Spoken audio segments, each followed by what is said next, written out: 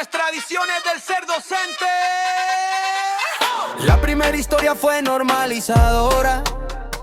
Nació en el siglo del gran progreso. Bienvenidos y bienvenidas a Ser Docente en la Historia, un espacio para pensar cómo la enseñanza, lejos de ser una tarea neutra, fue transformándose junto a la sociedad. Hoy nos meteremos de lleno a una pregunta que atraviesa el tiempo. ¿Qué significa ser docente a través de la historia? Qué historia, ¿no? Si nos ponemos a pensar, el docente ha pasado por diferentes situaciones, por planilla, por el uso de tiza, y hoy por hoy podemos utilizar memes haciendo humor, como el docente cierra las notas, y también los grupos de WhatsApp que nunca duermen. Exactamente, y si lo pensamos, ser docente es como ser un personaje del Chavo del Ocho, ¿sí? Muchas veces somos como el profesor Girafales, mucho amor, ese profesor que tiene la teoría de la disciplina y todo, y de pronto, como doña Florinda, cuando nos toca la puerta la burocracia, cuando te golpea la burocracia, y cuando nos toca desde, por ejemplo, las primeras maestras normalistas hasta las docentes de la era digital, cada época tuvo una forma de entender qué significa enseñar.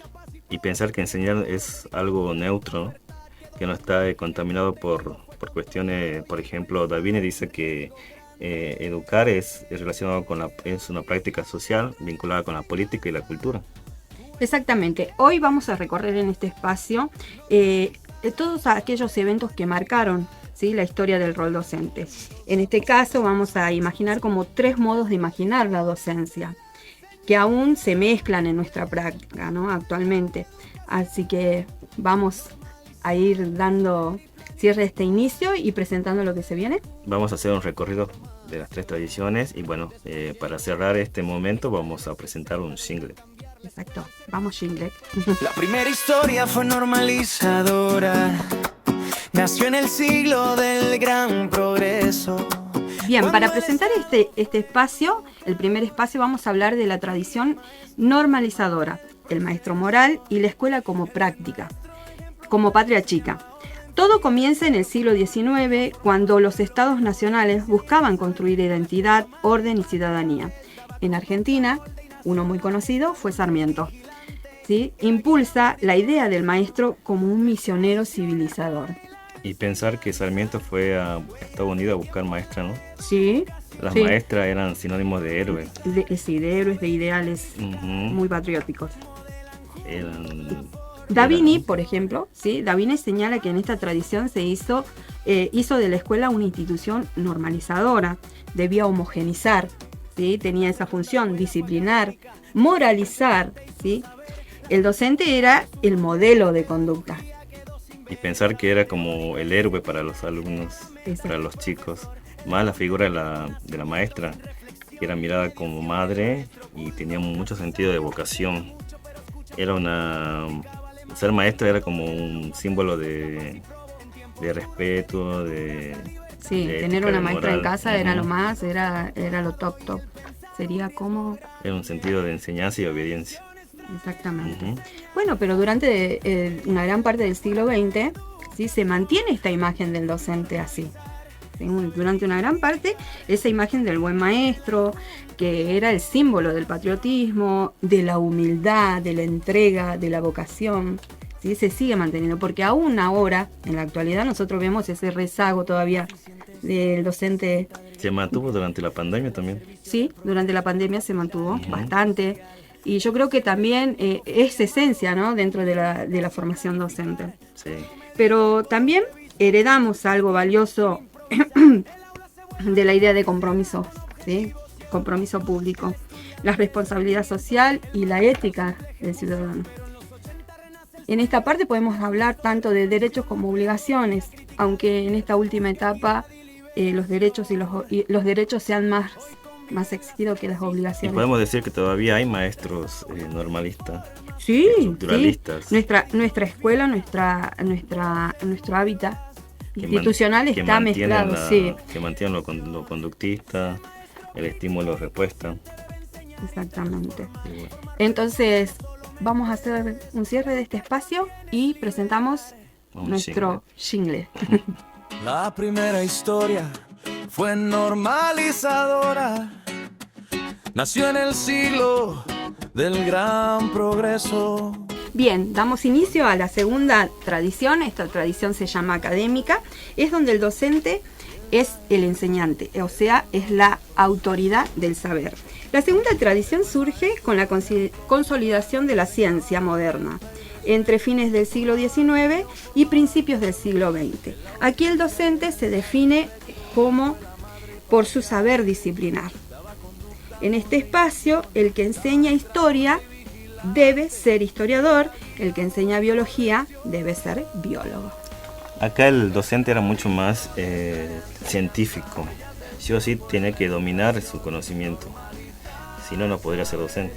Bien, Davini también habla de esta tradición y lo explica de esta manera, ¿no? Dice que acá los expertos eran los que producían el conocimiento y el docente se limitaba simplemente a reproducir ese conocimiento. Reproducir el conocimiento. No hacía una bajada ni una transposición didáctica. Exactamente. Solamente transmitía lo que transmitía sabía. lo que tenía como conocimiento base. Claro. Bueno, durante el siglo XX, especialmente en las universidades, pasó esto, ¿no? Esta visión se profundizó, se despreciaba lo que era pedagógico, o sea, no se valoraba este estadio pedagógico, sino enseñar era casi un acto secundario. Y acá aparece la típica frase que decían los chicos: el profe sabe mucho, pero no se le entiende. Exactamente. Me siento en una clase y la verdad que no sé de qué habla. Porque era tan científico el conocimiento que no hacía una bajada ni una transposición didáctica. Bueno, esto es el momento donde se crea el lenguaje técnico, ¿no? Y más que nada eran técnicos. Y acá aparece el momento donde el docente también es censurado por la dictadura. Bien, sí, comienza este proceso en las universidades. Sin embargo, esta tradición también tiene su lado luminoso. Reivindica el valor del conocimiento riguroso y el amor por el saber. Bueno, y algo que hay que destacar acá es que se empezó a evaluar las nuevas formas de enseñar. Por eso aparece la nueva pedagogía crítica. Exactamente, comienza a surgir la pedagogía crítica, ¿no? Pero también combinar, el profundizar lo que es el conocimiento con la empatía y la creatividad. Surge ya, creo que en este espacio, ya el principio de comenzar a hablar de la diversidad de aprendizaje. No sé si hablarlo, pero sí ya veíamos ciertos antecedentes.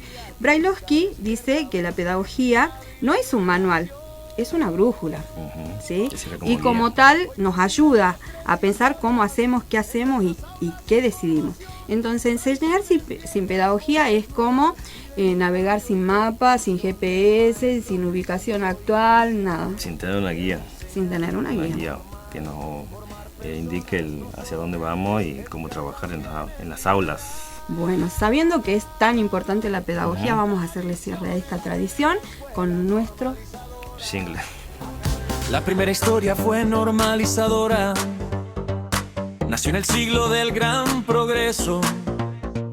Volvemos a decirle bienvenidos y en esta ocasión es la tercera tradición. Vamos a ver la tradición eficientista o tecnicista. En esta tradición el docente es técnico y la educación como sistema productivo. Dice, la tercera tradición aparece entre los años 60 y 80, influida por el auge del desarrollo y las teorías de la eficiencia. La escuela debía ser productiva, ¿sí? Debía generar recursos, como una fábrica que forma recurso humano para el mercado. Ahí aparece la figura del docente técnico. ¿Sí? Pero este docente técnico aparecen los nuevos instrumentos de evaluación que tenían que planificar los objetivos generales, los específicos.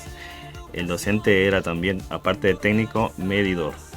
Exactamente, venía la sistematización organizada, más que nada, ¿no? Y Davini dice que esta racionalidad técnica redujo la enseñanza solamente a un proceso medible. Se pierde la reflexión, la sensibilidad y la dimensión política del acto educativo.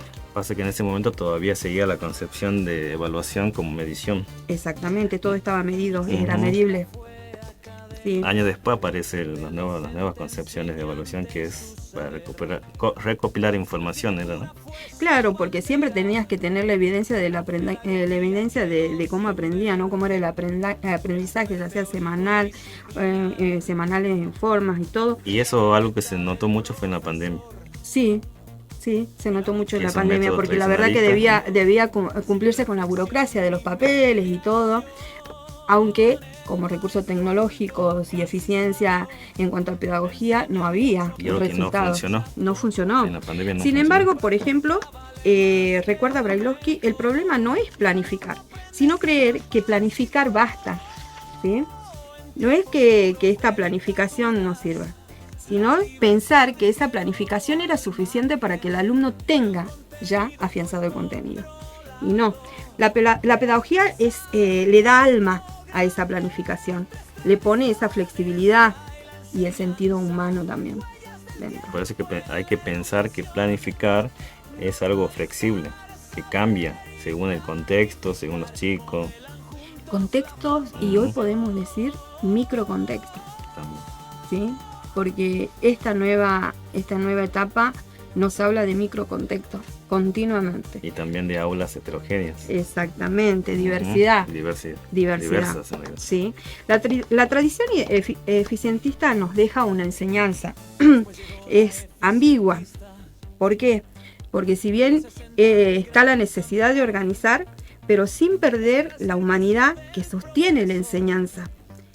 Y en este sentido hablamos de los grandes desafíos que en este siglo estamos enfrentando al escoger una carrera docente. ¿Sí? De esta manera cerramos esta tradición con el siguiente signo. Conductas, tiempos sin improvisar.